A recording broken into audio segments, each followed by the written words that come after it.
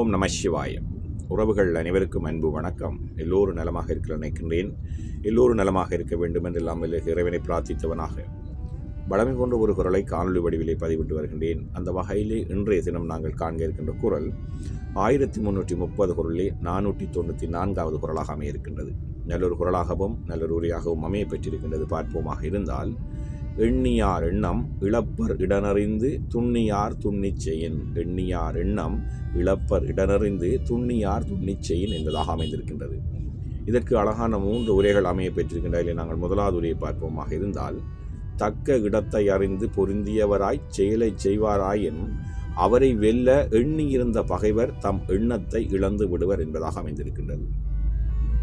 நாங்கள் ஒரு செயலை செய்வதற்கோ அல்லது எங்களுடைய பகையாளியை வெல்வதற்கோ, எங்கள் எதிராளியை நாங்கள் வீழ்த்துவதற்கோ, எங்களுடைய இலக்கை அடைவதற்கோ நாங்கள் சரியான இடத்தை தெரிவு செய்து அந்த செயலை செய்வோமாக இருந்தால், எங்களை வீழ்த்துவதற்கு இருக்கின்ற எதிராளிகள், எங்களுடைய பகைவர்களும் கூட எங்களை வீழ்த்த வேண்டிய எண்ணத்தை கைவிடுவார்கள், இழந்து விடுவார்கள் என்பதாகத்தான் முதலாவது உரை அமைந்திருக்கின்றது. தக்க இடத்தை அறிந்து பொருந்தியவராய் செயலை செய்வாராயின் அவரை வெல்ல எண்ணியிருந்த பகைவர் தம் எண்ணத்தை இழந்து விடுவர் என்பதாக முதலாவது உரை அமைந்திருக்கின்றது.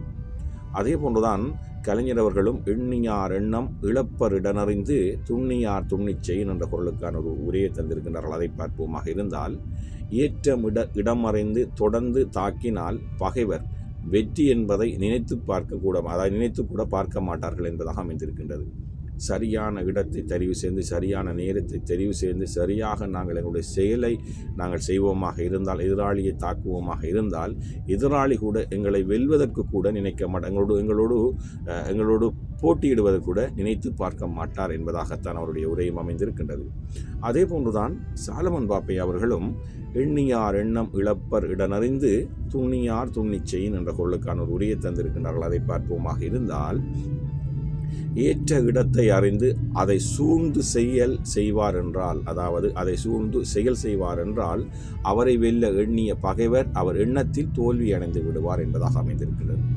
நாங்கள் எங்களுடைய வாழ்விலே ஒரு எதிராளியையோ அல்லது செயலையோ ஒரு இலக்கையோ நாங்கள் அடைய வேண்டுமாக இருந்தால், நேரங்காலம் அறிந்து சரியான இடத்தை தெரிவு செய்து அந்த செயலை நாங்கள் சரியான வழிமுறையிலே செய்வோமாக இருந்தால், எங்களை வீழ்த்த நினைக்கின்ற எதிராளிகள் கூட, எங்கள் வீழ்த்த நினைக்கின்ற பகைவர்கள் கூட, எங்களை வீழ்த்த வேண்டும் நினைக்கின்ற உறவுகள் கூட அந்த எண்ணத்தை கைவிட்டு விடுவார்கள், அவர்கள் தோல்வி அடைந்து விடுவார்கள் என்பதைத்தான் இந்த குரலுக்கான 3 உரைகளும் அழகாக சொல்லியிருக்கின்றது.